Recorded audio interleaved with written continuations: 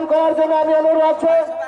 ভারত মাতা কি, ভারত মাতা কি।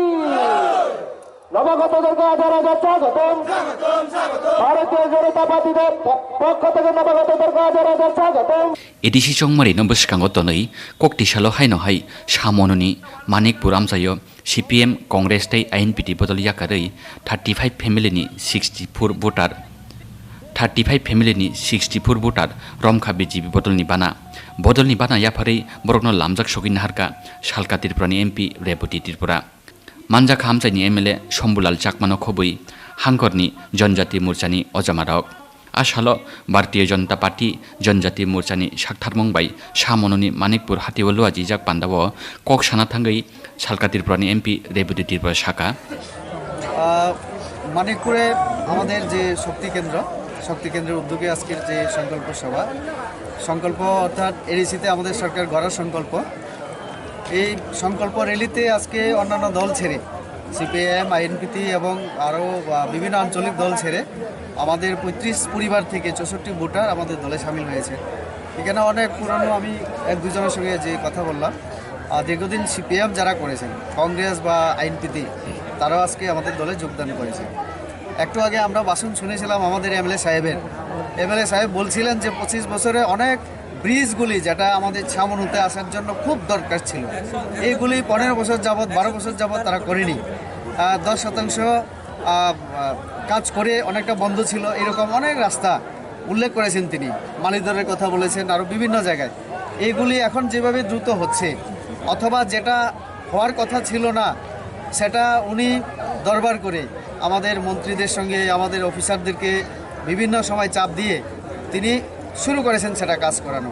যেটা এখানকার মানুষের বক্তব্য ছিল যে CPM-এর মতো হয়তো বা আর কোনোদিন হবে না, এই সরকারও করতে পারবেন না, কারণ 15 বছর আগে কাজের কথা শুনেছিল হয়নি।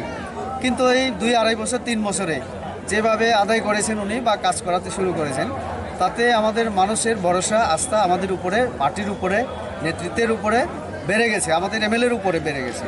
তো যার কারণে এই এলাকায় শক্তি কেন্দ্রে আমি জানি, আমি ইলেকশনের আগে এবং পরেও আমি অনেকবার এসেছি যে মানুষের এখন যে মুডটা এখন পাহাড়ে মানে শুধু সময়ের অপেক্ষা। আমরা বিভিন্ন জায়গায় পদ্মফুল আমাদের ইতিমধ্যে ফুটে গেছে, এখন পাহাড়ে যে আমাদের এডিসি নির্বাচন সেখানে বিপুল ফুটতে যাচ্ছে, তারই একটা ইঙ্গিত আজকে যে যুগ।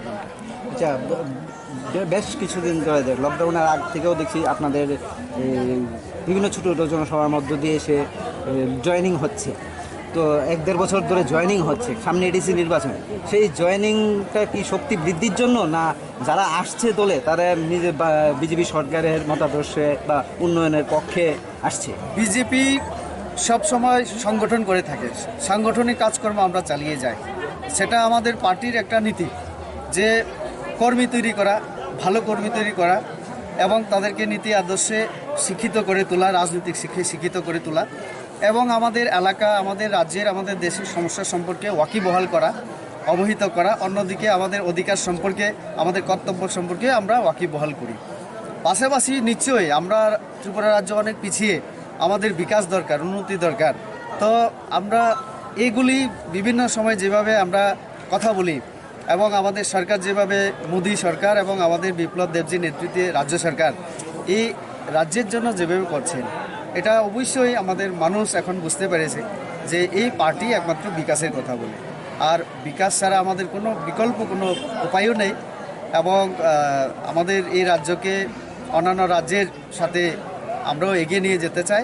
তার জন্য মানুষ এখন আসতে যাচ্ছে এবং আমরাও দেখছি যে বিপুলভাবে মানুষ এখন আমাদের দলে যোগদান করছে। সামননি সিমি বিপ্লবনি ককথুম চিনি খরাং যিনি বিজেপি সরকার ফাইমানি পড়েও ধলাই ডিস্ট্রিক্ট ম্যালেরিয়া ডায়রিয়া মুক্ত এলাকা এমন পরিস্থিতিও ধরাও থাকো অনেকে বিজেপি সরকার মিথ্যা থাকো